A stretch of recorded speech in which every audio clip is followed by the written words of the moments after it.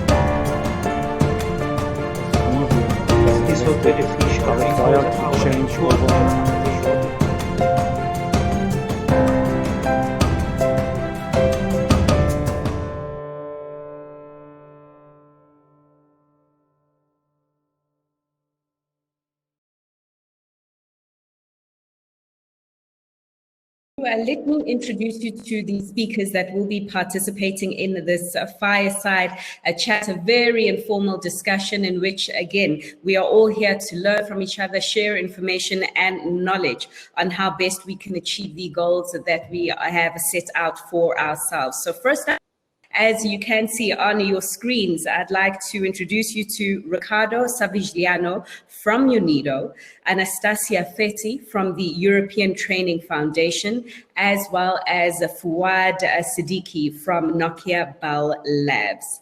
Lady and gentlemen, rather, good afternoon to you. Ricardo, I'd like to begin with you, if allow me to. So this year, 2020, quite challenging, the challenging era in many years for some. And of course, right now we are still at a situation whereby we are all trying to deal with the social and the economic consequences that the COVID-19 pandemic has ushered in. But in the meantime, I would like to understand from you your experience and exactly the work that UNIDO did do throughout this time to help the industrial sectors cope better throughout this period. Yes, thank you, Fifi, and good afternoon, everyone. Well, it's as you said, it was the last few months were really disruptive for the industry. I mean, industrial sectors, many industrial sectors suffered, but also others managed to get, let's say, in the pandemic, also a chance for development. Let's say at the beginning, all industry, what we see, the pandemic is moving in different regions with different speeds, with different, let's say, in different moments. But all industries are at the beginning focusing on, let's say, on changing the protocol, adjusting their protocols, and in particular focusing on occupational safety. So that's actually the first step that industries applied all over the world to keep their business. But also we see that many industries and many players, many leaders, industrial leaders are taking time to rethink, to replan, to innovate their processes, their businesses. So as Ms. Zaidi from the World Economic Forum just told us, it's the pandemic has accelerated something that was already there, right? Yesterday evening, I was listening at a very interesting entrepreneur, a European, very famous, I mean, allow me not to say the name, but just to refer to what he was saying, broadcasted in a TV yesterday evening, a TV show. Basically, he was saying that because of the COVID, now industries are in a need more and more to rethink their products and their services. So now the consumers are becoming players in terms of actors of sustainability. So products in the market, products and services delivered by industrial players need to be forward-looking, need to be behind the products or a service. Now industries have to put not only a story, but evidences, facts that those products and services are actually contributed to sustainability. That's a really big shift that the pandemic has accelerated. I mean, we had many industries forward-looking, and that is something that is with us. I mean, we see it since few years, but now it became something global, something that the industry at large, at global level, cannot deny anymore. So that's what we see from our end. Certainly, and I think that many would agree with you. Anastasia, to bring you in here, just for perhaps some insights into some of the countries that the ETF does work with, what has been the impact of COVID-19 on some of these countries? I come closer. And yes, well, first of all, I would like to say that ETF works in 29 countries of the world in the European neighborhood. So it is the countries of Middle East, North Africa, Eastern Europe, the countries of the Western Balkans, and Turkey and Caucasus. So what I can transfer it is this experience that we had working and monitoring the developments in our what we call partner countries. So one thing that we can say it is that this pandemic has hit in different ways and with different severity in terms of health. Yeah, but it did have in all the countries extremely disruptive impact in the field of education and training, as well as in aspects of economy and labor markets. So that was everywhere. It's something that we saw everywhere. And this disrupted a lot the skill development processes. We have to see in the near future how deep this impact has been. But what we realized it was that in all the countries we had school closures, we have postponement or even canceling final examinations. And this was extremely important for young people, in particular those who would enter the labor market.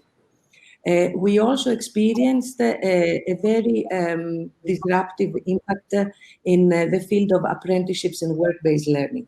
Now, apprenticeships and more generally work-based learning is an extremely important item in all of our partner countries to ensure that young people learn in the workplace, develop their skills and competencies, and they face real-life situations. And that was frozen for obvious reasons that Ricardo also mentioned before about the safety in the workplaces. So that was an important impact. We have to admit that all countries and schools, they tried really to address the situation and mitigate this negative impact on the learning process by promoting distance and digital online learning.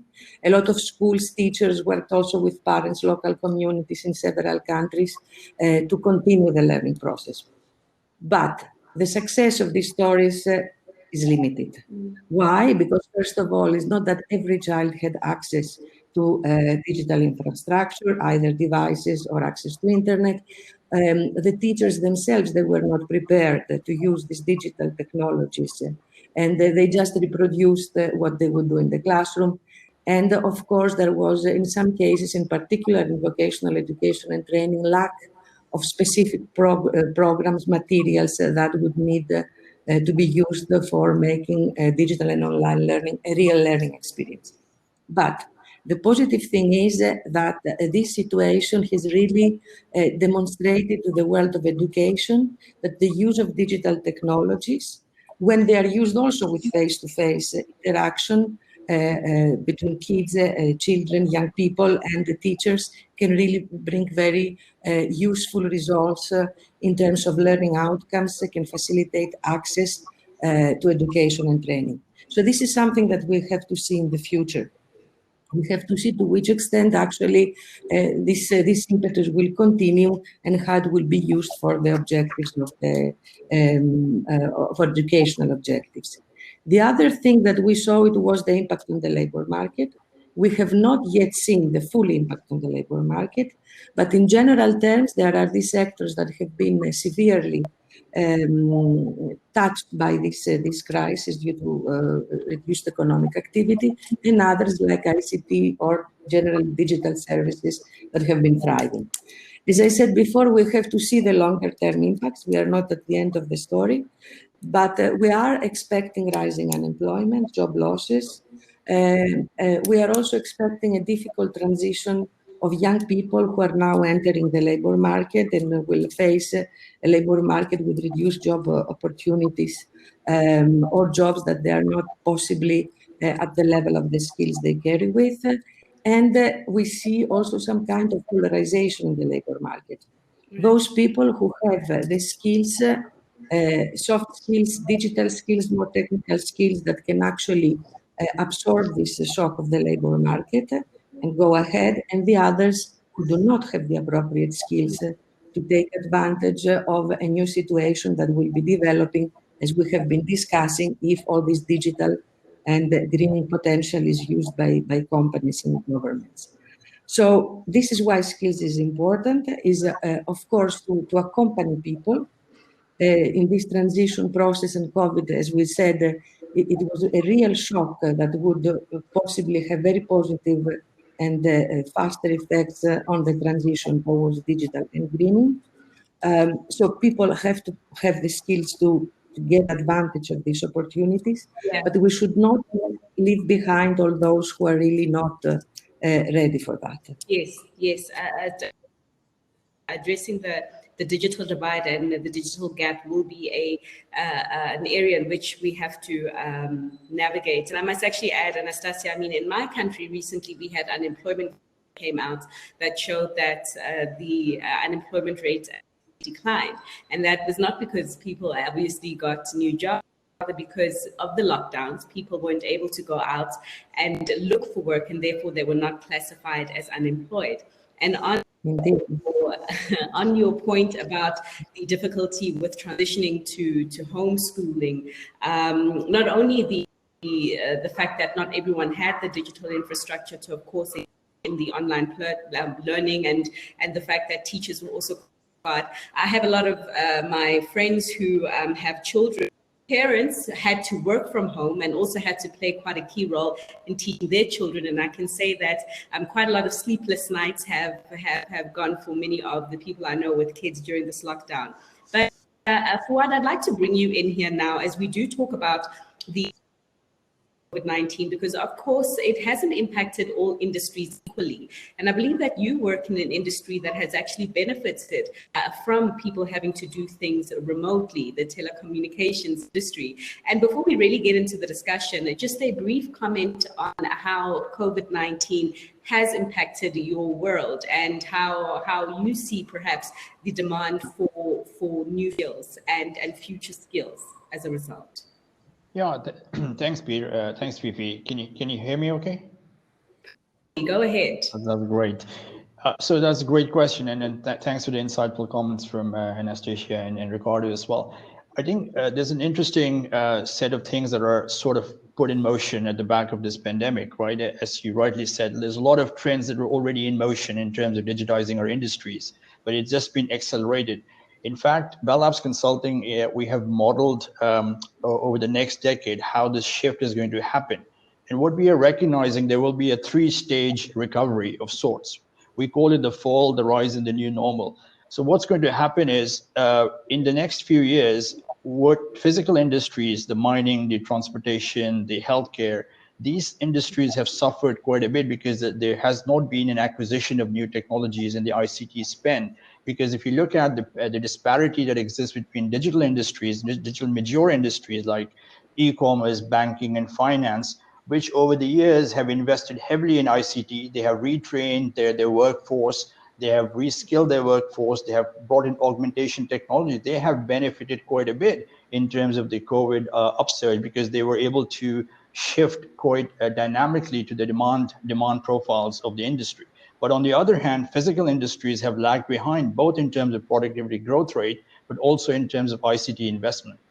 So what we're going to see is that over the next 10 years, we will see this massive inflection or this inversion point happening, where traditionally the ICT investments, which has been 70-30, meaning 70% has gone to digital mature industries and 30% has gone to physical industries, we're going to invert that. Once we invert that, that essentially sets in motion a new type of job profiles and new hyper-augmented workforce as well. Because in our analysis, we have looked at cognitive jobs, physical jobs, and clerical jobs across digital and physical industries. And what we found that as we start to digitize and increase the automation intensity across these industries, we see a direct correlation towards employment gains as well as wages to go up, historically speaking. So I think this massive inversion that we're seeing is going to essentially tilt the balance. And I think this is important because we often talk about the future of work, but I would rather ask us to think about the work of the future, because the future of work, when we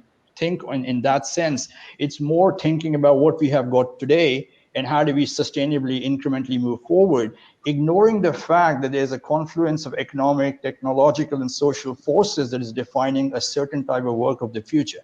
So once we understand what this future work is going to look like, because the industries are pivoting, you're going to hyper augment these industries to digitize these things. So we need to figure out this new worker. In Bell Labs consulting terminology, we call this the new collar worker, which essentially is a hyper augmented worker, both in terms of its ability to perform massively enhanced cognitive and physical tasks by the help of mutual learning and collaboration with machines. And this worker will also have the ability to not be tied down to a specific industry, but you can think of them as agnostic in the sense that they can move around, making themselves and the economy more resilient. So we see that the foundation of all of this is the ICT and the new 5G plus kind of investment that has got to go in there, because once you empower those enterprises and industries, which the physical industry, which employs 75% of the workforce, that essentially will allow us to sort of reap the benefit and set the global policies in that paradigm. So I think it's quite central from that perspective, I see, Fifi. Okay, perfect. Fuad, I'll come back to you in just a moment just to get a clearer picture of what this future worker is going to be looking like in terms of the research that you have done. But Ricardo, bringing it back to you, at the start of the session, we did see the voice or hear a little bit about the Voices of Industry Initiative. I know that being the latest of the LKDF Industry Initiative. I know that it was also launched during the European when things were a lot tougher, although we are watching with bated breath here in Africa, the resurgence of the COVID-19 pandemic in your part of town, and what your policymakers are trying to grapple with the second wave. But perhaps if you can just give us some insights into the learnings and the teachings that UNIDO has received so far from the Voices of Industry initiative that was launched. Yeah, thank you, Fifi. And actually, I went, let's say, that video brought me back a few months ago, but as you were saying, in the morning, it's like ages ago.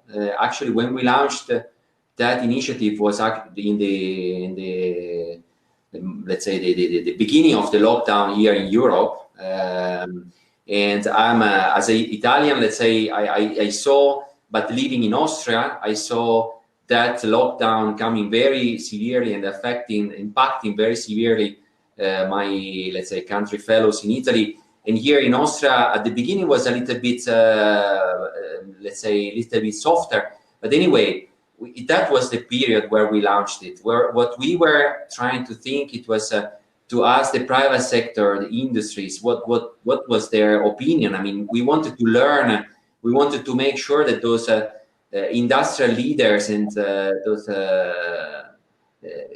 let's say, companies, let's say, were coping with that pandemic and those restrictions. So what we learned, I'm not sure whether the video was shown very, very, let's say, clearly, let's say, in the live session, but I guess it will be available later on for people to please go and watch it. We learned a lot. We learned that industry can be really resilient. And despite that unknown, let's say, crisis, there were many industries reacting very quickly with innovation and with innovative ideas. And so that brought us to learn and to touch again how vibrant the industrial sector could be, even in period of crisis. And that's on one side. So how they reacted, and then we, as I mentioned, we also experienced a lot of innovation. So new industries, new services being developed. That was also extremely interesting for us. And again, what we experienced is that partnering with the private sector from the UNIDO standpoint is, of course, is our approach. I mean, we work with whatever we do. We try to do it in partnership with the private sector. It's our mandate, because actually, as an industrial development organization, we are asked to cooperate with the industrial sector, and it's also kind of a belief. So we strongly believe that solutions can only for industry solutions can only come from the private sector. So and let me just say, almost 100 years ago, just to bring you to the side of education, 100 years ago, let's say one very famous educator, which is maybe some of us know him, is the Lord Baden-Powell of Gewel. He was the founder of the Boy Scout and Girl Guides movement. Basically, he was having basically two main motto around his education program. One was be ready. So you need to develop your skills to be ready for the unknown that may happen around you. So be ready. And the second one, it was his motto was ask the boy. So if you ask the boys, they will tell you what is necessary for them to learn, what they are missing. So you have to keep them involved in the education. So, and let me have a parallel, let's say, view on what we are doing. If Baden-Powell was saying, be ready and ask the boy, at UNIDO we say, be skilled and ask the industry. Because we believe that the skills education is actually the core of the resilience of the sector, and we experienced it. And ask the industry, because again, industry must be always sitting in all what we are saying for them, no? All what we are doing for them. Just the last point, here this forum is on green skills. Let me say that what we also learned is that industries, the one who reacted faster are the ones who were very strong in soft skills, like problem solving, let's say planning. So those are soft skills that in a digital area, in a green skills area, must be still on the table. All educations that we, and all training that we are going to promote must include also those kind of soft skills. Thank you. Thank you. Thank you for those insights and for the history lesson. Definitely research of 100 years old, because I imagine that there were still girls around at that time. I wonder why they weren't asked, but like the fact that UNIDO has innovated and is calling the second step, asking the industry. That innovation, we did see it happening quite closely, I think, all over the world during the pandemic lockdowns. Here in South Africa, what we did see from companies that could no longer operate in the day-to-day business was a pivot, right? They had to think on their feet and see how they could get revenue in when the taps were closed. And I speak specifically about the alcohol industry, for instance. Many of you will know that we had a ban on our alcohol sales. We are described as having one of the toughest lockdowns in the world so far. But what was interesting was what the industry then did was, instead of selling that alcohol to consumers because they couldn't, they used some of that alcohol to supply the hygiene industry for the manufacture of sanitizers, for instance. And we did see a lot of industries also pivoting to create face masks and shields and various other PPE equipment, which brings me to my next question, Anastasia, and I hope you can fill us in here regarding the demand for skills. I understand that the ETF and UNIDO did launch a global survey on the impact of COVID-19 on the demand for skills in this period. Perhaps you can tell us a little bit about the main outcomes of this survey, and also why it is that the two of you decided to partner on this initiative.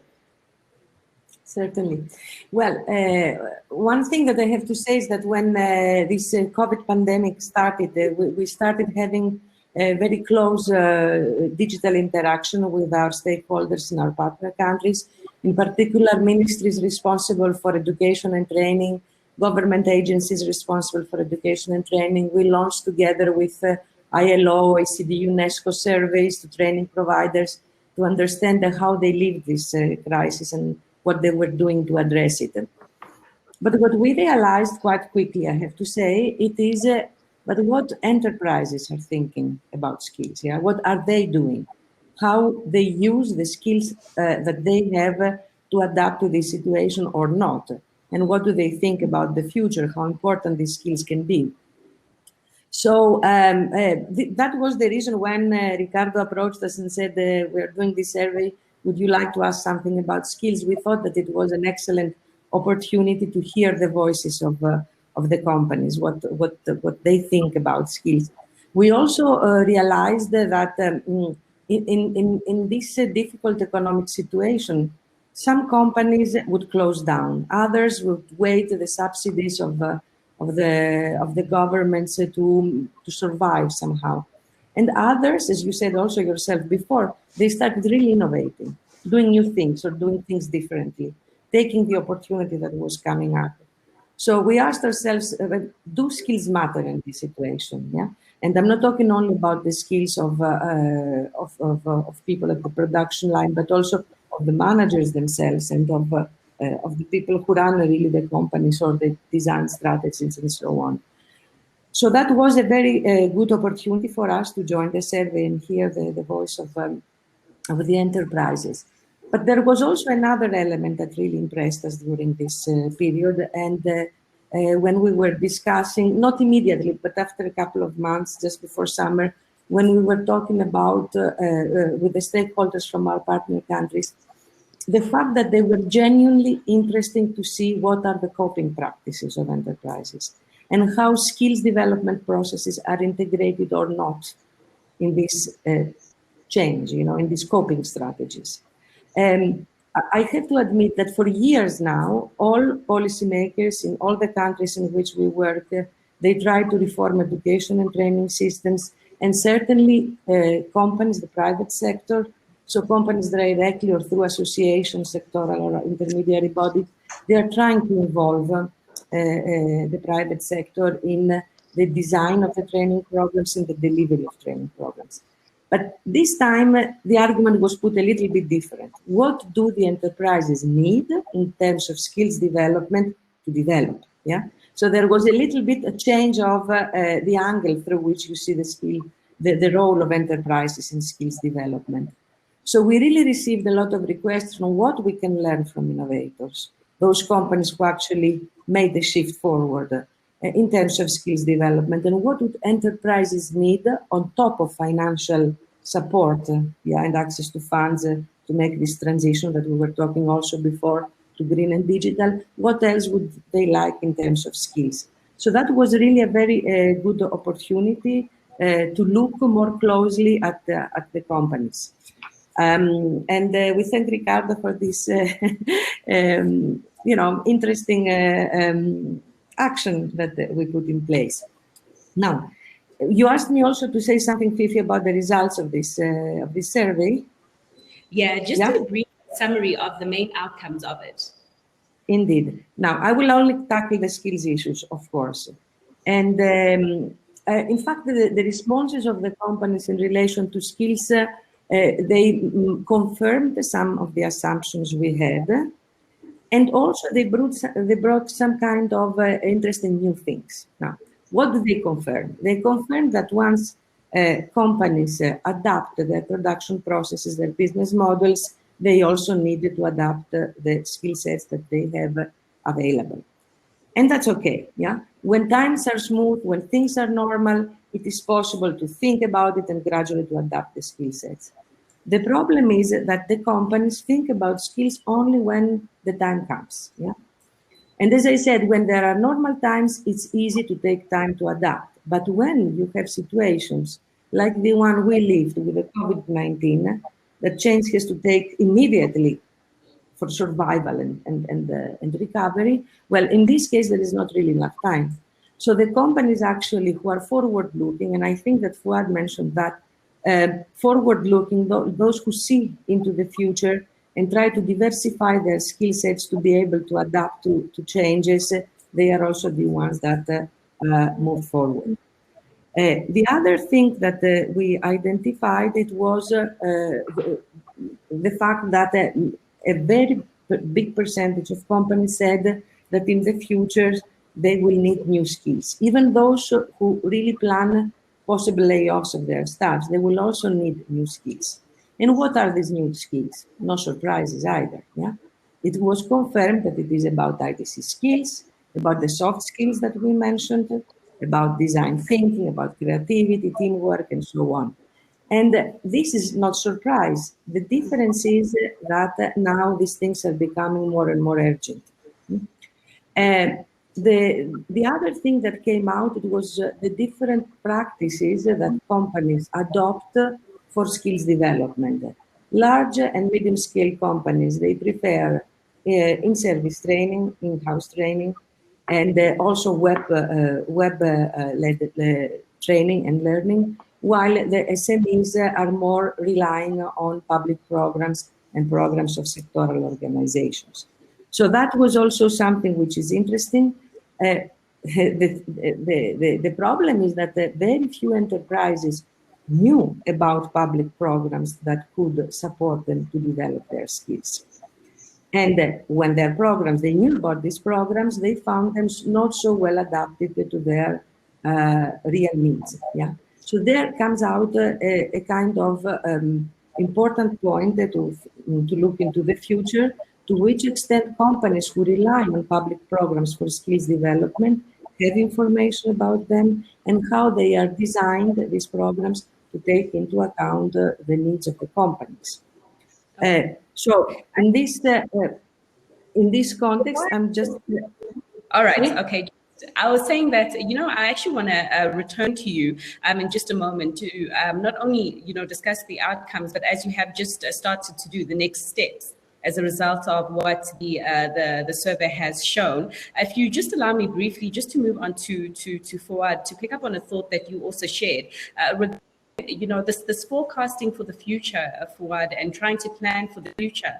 What was quite prevalent from companies and governments alike was the fact that this was a very difficult thing to do, because a lot of people are still trying to ascertain and figure out exactly how the dust of COVID-19 is truly going to settle. So to your point of, looking at things through a different lens, perhaps, not only just talking about the future of work, but work for the future, I'd like you to expand on that. And also, I'd like to ask you if you see any room to create this work for the future, in which our economies can obviously come back rather a lot more sustainably and a lot more inclusively than is currently the case. Sure, thanks, Fifi. I would like to start off maybe by sharing our example from what we have, the Nokia Conscious Factory. It's back in 2014, and I'll then build a little bit from there, because through the example, a few things might become more clear to you. So back in 2014, we set out what a vision for a factory of the future would look like, meaning we need to have the context of, we felt that the manufacturing today is a bit deficient in its productivity, its ability to adapt, to additive manufacturing, factory in a box, the notion of reprogrammable, reconfigurability, if you will, because that's what we're seeing. COVID actually, caught us in the middle of everything, right? So we need much more dynamicity, if you will. So back in 2014, we started to envision, okay, here are the technologies that will be coming down the pipe. How do we transform? And we realized even back then that the cognitive and the physical jobs on the factory floor are going to change. So we put in place skills upgrade programs for the workers to work with software automation, Internet of Things, devices, augmented reality, analytics, and what have you. And we put in place augmentation technology such as extreme robotics automation. So case in point, what is that? In the case of COVID, now it gives our workers the ability to use software-defined, reprogrammable interfaces, which they can use to sort of orchestrate the movement of machines remotely. So guiding vehicles in the factory floor to perform logistics tasks for other things. We implemented what we call the massive scale sensing techniques, meaning for safety reasons, so that you could actually do geolocalization and put equipment in place remotely. And then we implemented what we call the cognition control and digital twinning services, so that you can sort of mirror the work environment and sort of interact and interface with that. All because we want to enhance this notion of human augmentation, because that human augmentation principle will be central to ensure that we are a much more resilient industry and economy going forward, and enable our ability to remote X everything. And remote X, I mean our ability to interact, diagnose, control, manipulate, assemble all those tasks remotely through a very high performance, low latency network, right? And this actually, interestingly, result of all these things, we not only found that there was a business benefit, a 30% productivity improvement year over year, 50% on product lead times, but the interesting byproduct, in fact, we found was social inclusion. We almost saw that over this period, there was a higher women participation, because the roles were actually much more inclusive. No longer you have to go and pick up heavy equipment on the factory floor. You are actually remotely controlling that. So it doesn't matter your age, gender, what have you, people can be part of that whole sort of journey. So now with that said, I think in particular, the analysis that we found for both advanced service digitized sector as well as physical sector, it is an imperative for us to enhance the automation intensity, because historically, looking backwards and looking into the future, we believe that as long as your demand growth is faster than the productivity, you are able to add more jobs to these sectors. And one example that I would want to give you in the service sector, we are being bombarded with the emergence of data, right? There's this whole explosion of data. And if you go and check up what we call the knowledge doubling curve, data is multiplying every 12 hours.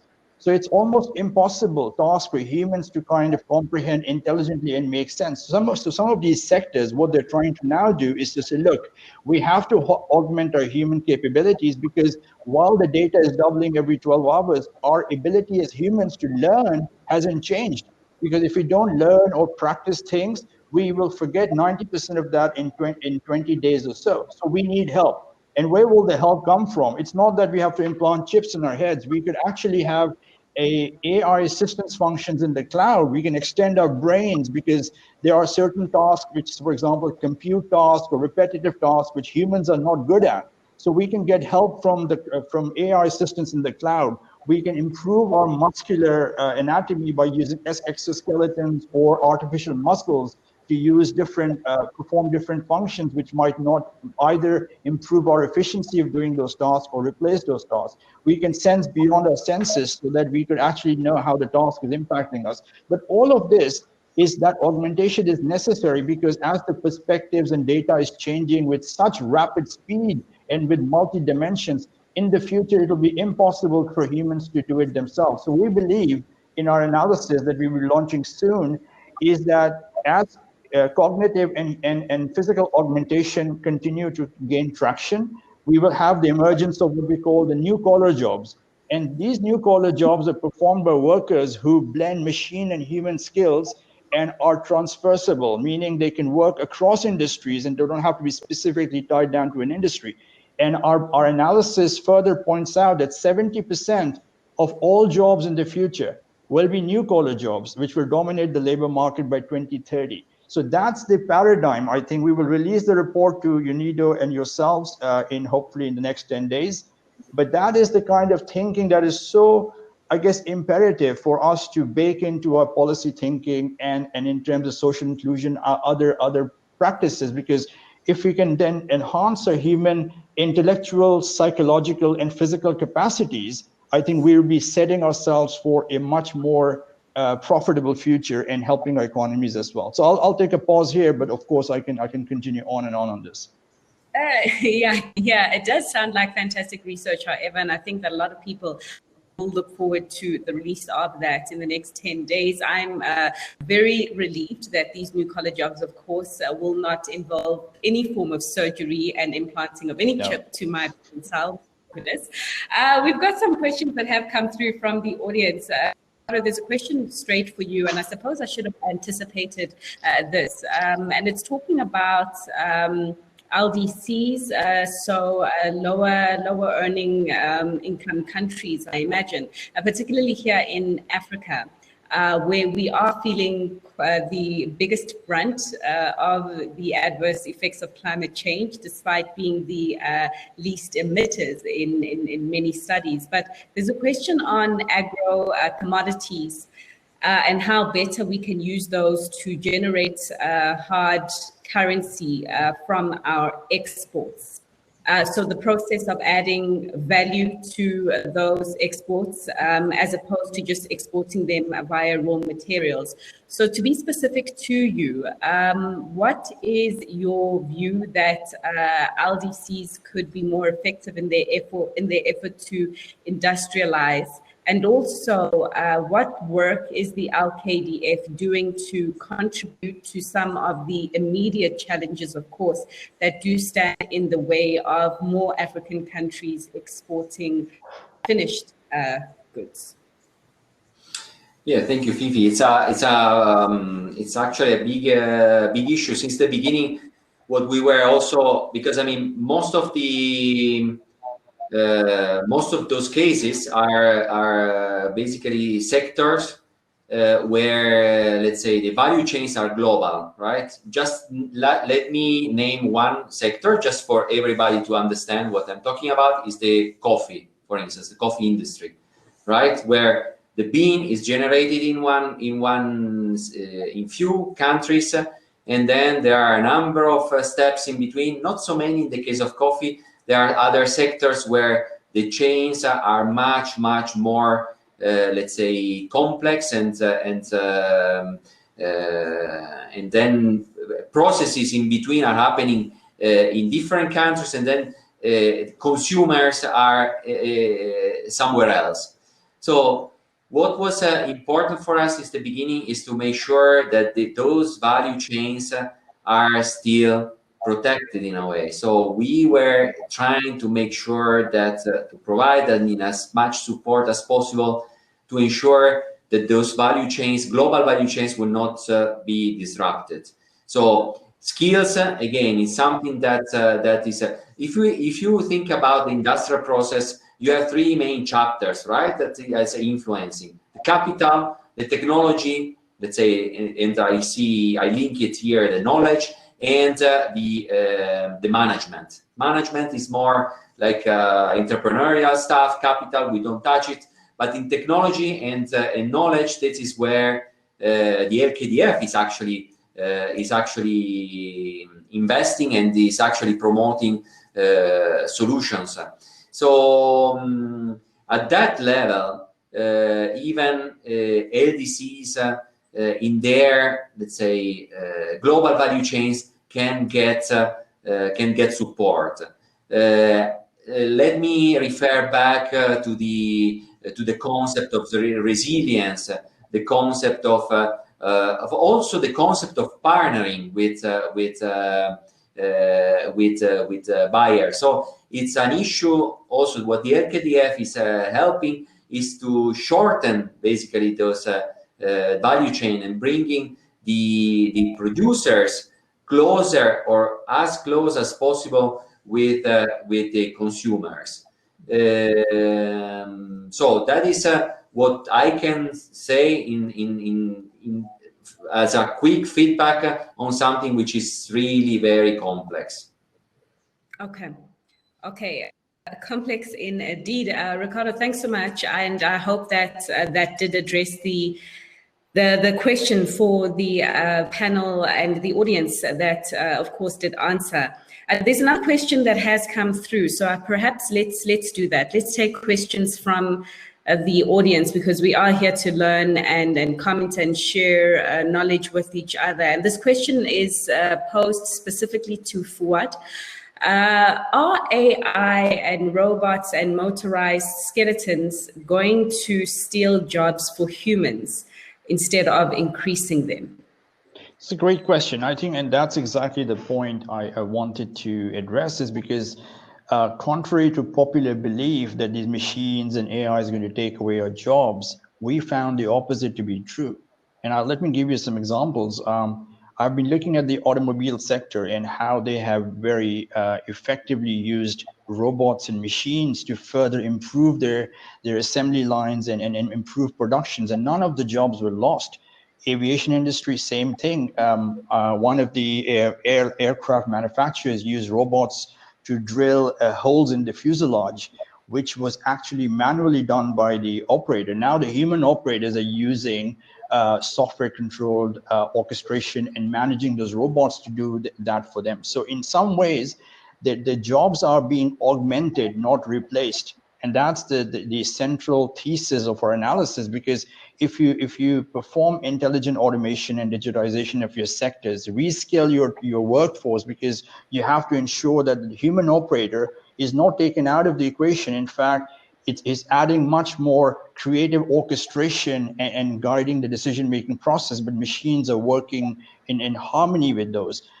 Similarly, in terms of retail outlet stores, robots are being today used for inventory control and pricing, where humans are now being moved to do more customer experiential focus, right? So that's where the creative training, I think, Anastasia, you talked about, etc., is coming in, because that soft skills and being more human is becoming actually. So in fact, what's going to happen with all of this, we will end up having a chance to become more humans and let the robots do the robot work, right? So I think we feel that there's enough evidence that if we do this automation and digitization journey right, and scale and rescale our workforce and augment them with the right tools, we'll be much better off. And the other point, remember what I said, the way data and other things are exploding, in order for industries to be more productive and efficient, they have to contend with a lot of data, and a human's ability, as I said, to learn hasn't changed. So you need help. There is enough evidence that we need help. So we need to embrace this with that kind of mindset. But I think what was key from what you have said, Fuad, is that we need to do it right. Because I imagine that perhaps if the net effect is the creation of more jobs than are displaced, there is a transition period that we will be undergoing as we do get to these new collar jobs and new collar work. And in this transition period, we will, and we have seen, in my experience, my lived reality so far, a lot of companies cutting back jobs as a result of digitizing more. You also mentioned can I just intercept for 30 seconds? I think you make a very, very important point, because at the end of the day, technology is just offering us tools, right? And so, and we need to make sure that the policymakers and other social engineering setups that we have is sort of in lockstep with these things, because that's why our study took a 2030, a decade itself, because there is going to be pain in the short term. That's why we say the three phases. There was a fall, the rise, and the new normal. But therefore, if we equate the benefits in some ways where we can democratize the value of what the gains are, so that the population is not hurting and we are using the time to reskill and retrain, then I think there is a better manifestation of value. Otherwise, 100% agree that technology may be so fast and everybody else is catching up, and it's not going to be the same. So there has to be harmonization of sorts in those sectors, if you will. Agreed.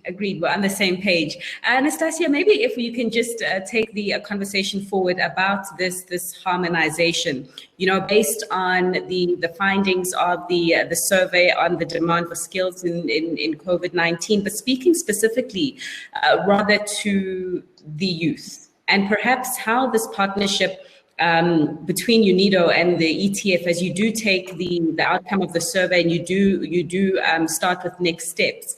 How can those next steps better involve the youth and better involve, projects that can make opportunities more accessible for young people? The issue of employment is an issue that cannot be resolved only with projects. Yeah, these are approaches to how you prepare youth for a very changing labor market, and how you ensure all these lifelong learning opportunities. The education, training, skills development does not finish anymore when you finish the university or even secondary education. This is just a preparation for the future. And youth need, as older people also, I mean, it's not only youth, it's prime age workers as well that have to upskill and get all the time in terms with this technological development and the best use of technologies. Because the technology may be there, but it cannot profit the whole society if people don't know how to use it in the best way. Yeah? So I think it is an issue of permanent reskilling and upskilling in parallel with work. I think we should also shift away from this paradigm, I study or I work. Yeah, but it is I study and learn and work and learn. So learning is becoming a part of our lives. And this is why, we talk about lifelong learning, which is a kind of abstract term, but in real terms, it does happening. There are those people who are in businesses that have sophisticated processes of production, and they learn, and they are the others that are stuck in companies with very traditional production processes, and they don't learn. Yeah. So I think that we have to start seeing this learning, training, and working together rather than being sequential. The issue of youth unemployment is not new, and as I said, we have to give more opportunities to young people, also through labor market regulation, yeah, but also to ensure that they have this good preparation for the labor market. So this is my answer to this question on youth. There is another question I see here about the work for the future. Yeah, it was actually touching on what you just was talking about. I think you emphasized the fact that the educational and the learning process is something that is ongoing. But to be specific to the question, it is about the work of the future and your view of the relevance of vocational educational training in the next decade or so to come. Because the comment that is made is that for sure it will depend on the nature and the state of the development of the country in question.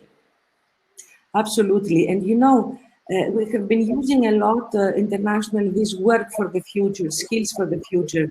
And we all know now, in particular with the COVID crisis, that the future is now. So it is difficult to predict the future.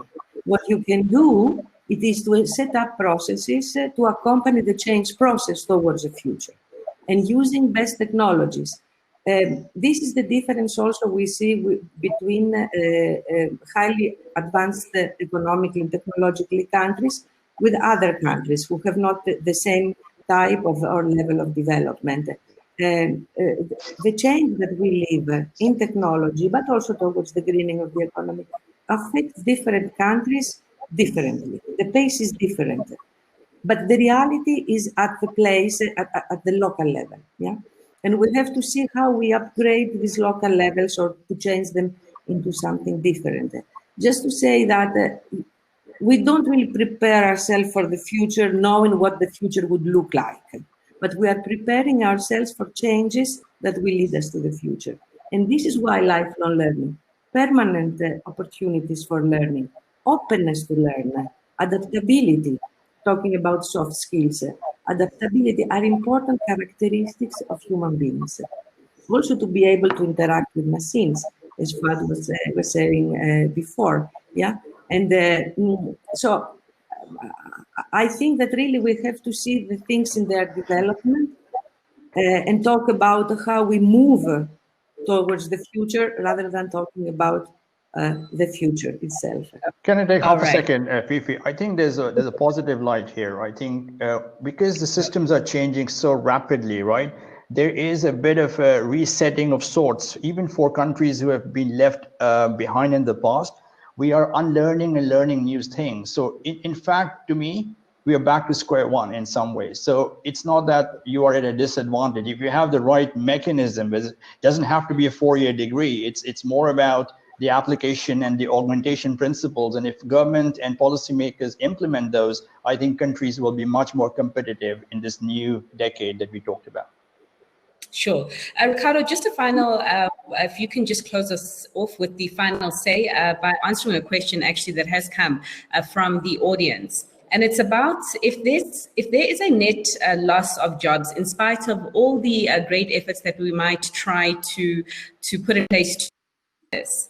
What will we rather change systems in society to take care of people who are then without a job, or will we channel them to other industries that perhaps would be booming, like creative occupations, for example? And I'm going to put you under pressure here and ask you to answer that in less than 2 minutes.